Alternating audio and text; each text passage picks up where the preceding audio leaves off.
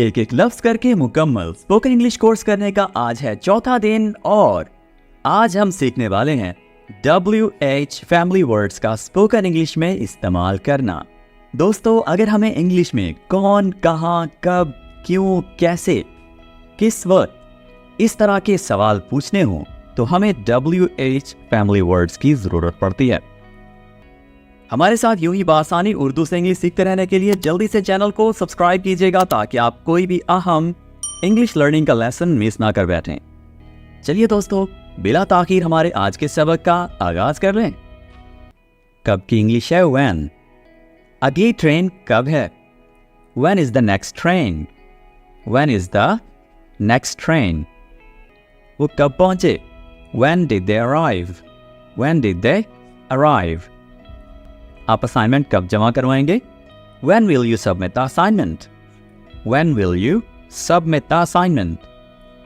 दुकान कब बंद होती है? When does the shop close? When does the shop close? हम दोबारा कब मिल रहे हैं? When are we meeting again? When are we meeting again? Where को उर्दू में कहते हैं कहाँ। करीबी अस्पताल कहाँ है? Where is the nearest hospital? Where is the nearest hospital? आपको ये किताब कहाँ से मिली? Where did you find this book?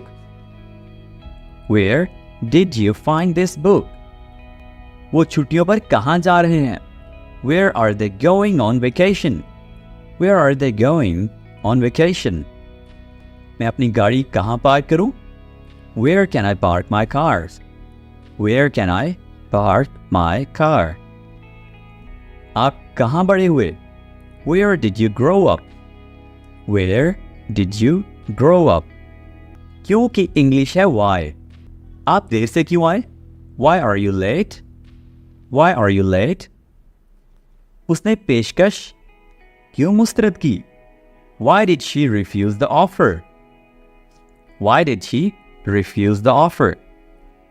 आसमान क्यों नीला है? Why is the sky blue? Why is the sky blue? तुमने उसे कॉल क्यों की? Why did you call him? Why did you call him? कल आप परेशान क्यों थे? Why were you sad yesterday? Why were you sad yesterday? आज के लिए इतना ही। I'll see you in the next video very soon. Take care. Bye for now.